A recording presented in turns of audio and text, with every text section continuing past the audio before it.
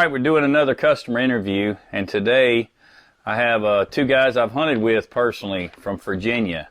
So the first question that I'm going to ask them, and once again, let me refresh your memory, that any question they're asked, I've told them, y'all answer it right. They're not getting bribed. They don't get any special preferential treatment.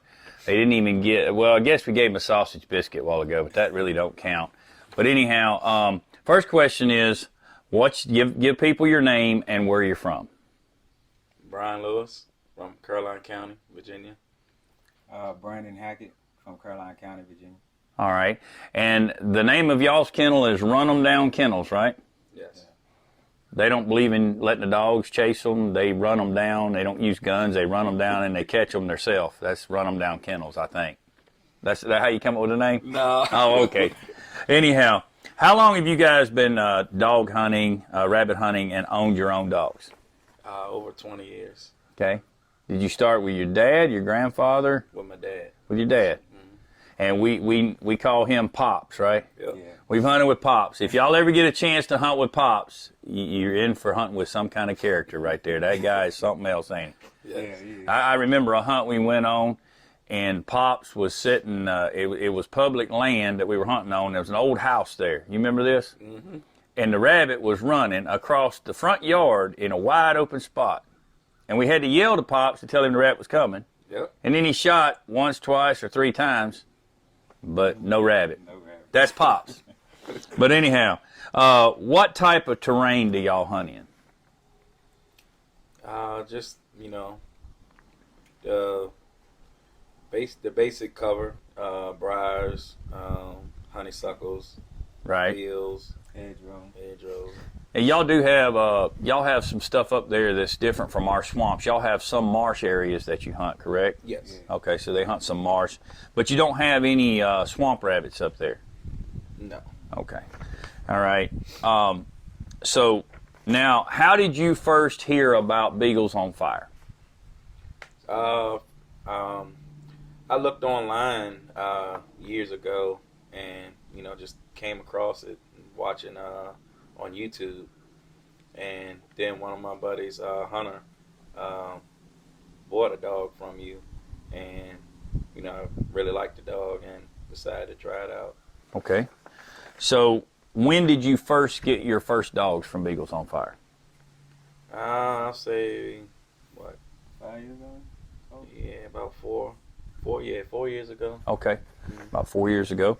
And what characteristics or qualities, if any, do you like best about the Beagles on Fire bloodline? I would say the hunt. The drive, Yeah. all around, Okay, all right, no quit. all right. So, was there any difference in the dogs that you got from Beagles on Fire? You started off, you had some other dogs, obviously not from Beagles on Fire. Was there any difference in the Beagles on Fire dogs from what you had been getting? I would say, it's all dogs are different, but I would say, yeah, it's some difference in the dogs for sure. Just Okay. that stamina that Stamina. the dogs have. All right.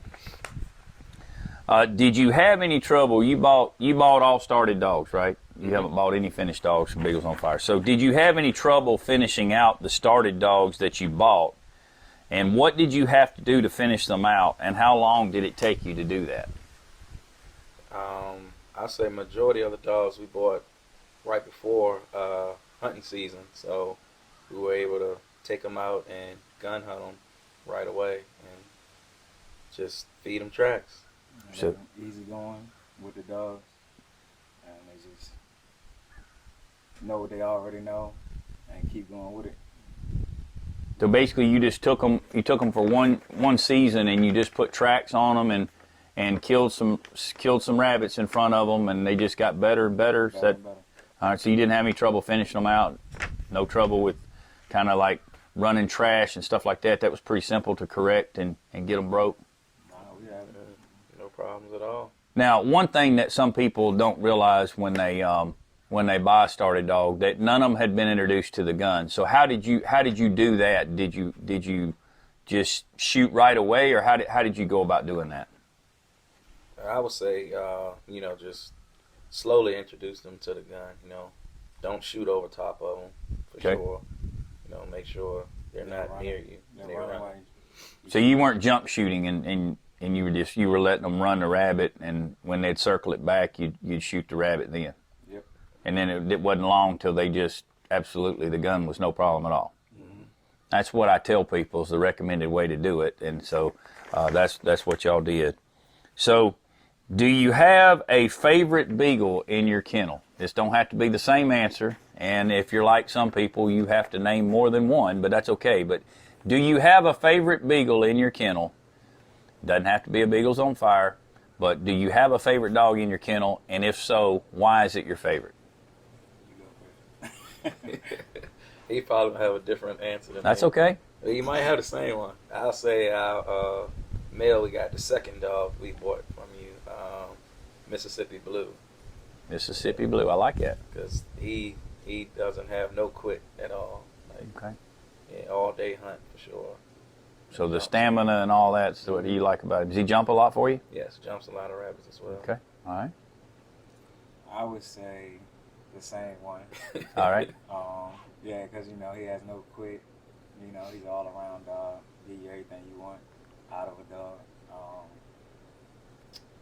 And then I would have to say probably the other one we got from we called Pepper, and she's pretty much the same thing. And she's a driver though. Okay. A lot of drive. Yeah. Now, you named her Pepper. Mm-hmm. What is Pepper out of? Is it Do you remember? Yeah, Ugga and and Oreo. Oreo. Okay, that's a good cross. Matter of fact, I've got another litter of that's been born and we'll be working with soon. Now, what about Mississippi Blue? What's Mississippi Blue out of? True Yeah, True and Harley. Harley. True and Harley. When you say True, that's just automatic. There's some of them that's just automatically not a surprise that it's a really good dog. I have some out of True. And the funny story about True is True come out of a dog named Retta. And I had bred Retta and I had sold a whole litter, didn't keep anything myself. And then I had the second go around, the guys that I'd sold them to, they were all bragging about what good dogs they were and everything. And I said, well, let me keep one out of the next one and then I'll keep another one out of the litter after that. So I kept True. And I hunted with a guy in Louisiana that had 2 or 3 of those dogs out of the first ones out of Retta. And so I kept True and was intending on keeping, after I saw what I liked out of True so well, I decided I was going to keep 2 or 3 females out of the next one. And the problem with Retta was she got kidney failure and died halfway through her pregnancy with the puppy. So the only dog I have out of Retta is True. And then when you flip over to the other side of that equation, you've got Harley. And Harley, he was out of Sandy and Joe, and I don't think y'all ever got to see those dogs run, but Sandy and Joe, I mean, that was just an automatic. Every dog that come out of them was just fantastic. And so it does not surprise me that with that bloodline that you had a home run there. So that's great.